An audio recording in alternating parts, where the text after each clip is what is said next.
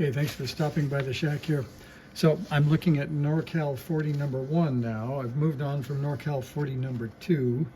And if you look sort of up here, I guess I didn't finish writing it, but that looks kind of bad. Anyway, NorCal 40A number 2, I have success. I've got it up to around 3.8 watts. I tried to get a bit less, but the driver wasn't that stable. And then I'll explain here in experiment number 5 why I think that is. We'll get back to that in a minute. So I moved on. Let me zoom back here to NorCal 40A number 1, which is this red one with the probe on it. And the issue was there, we had dead transmit. And after having a full set of measurements, like this, on NorCal 40A number 1, it became pretty obvious that things were quite different.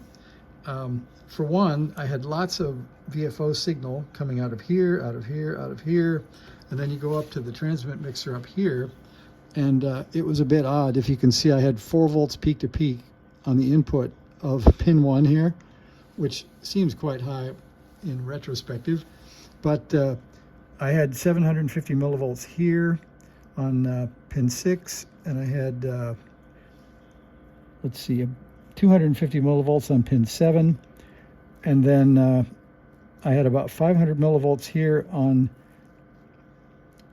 the input to the FET and 640 on the output. And I'm right now looking at R11, which is right here, and I think I can get back a little more. I'm not sure. Let's see. Maybe I can't. I'll just zoom back like that. Anyway, so you can see that that's on the 100 millivolt per division scale. 1, 2, 3, 4, 100 millivolts there, which I don't think is quite enough.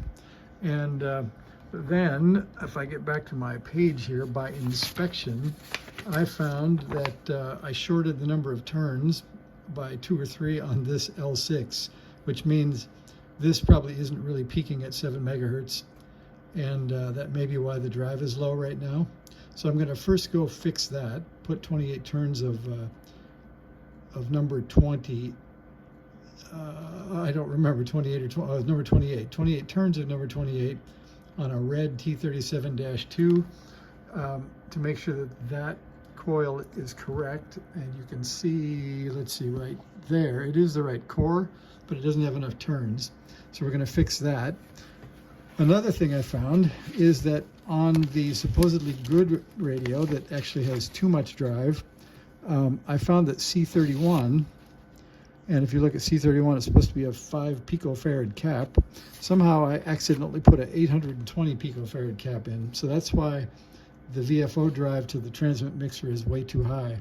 So I called it success, but it wasn't really success, and that's why the drive was so high and the power was going higher than it should in some earlier steps.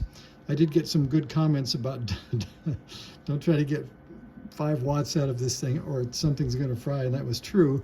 So now I think we know why. It was just way too much VFO drive, I think, which results in more signal out of the transmit mixer. So I'm going to go fix L6, and then I may go back and look at NorCal 40 number 2 here, where you can see that wherever that is, that C37 here is let's see, is that the one? No, that's not the one. Anyway, I'll show you a picture of that on the next experiment. So I think this experiment should yield enough drive here to drive this driver up to the point of doing a little bit more here.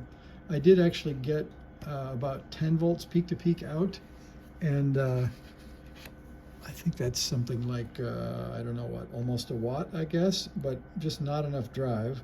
And let me see if I grab the calculator here.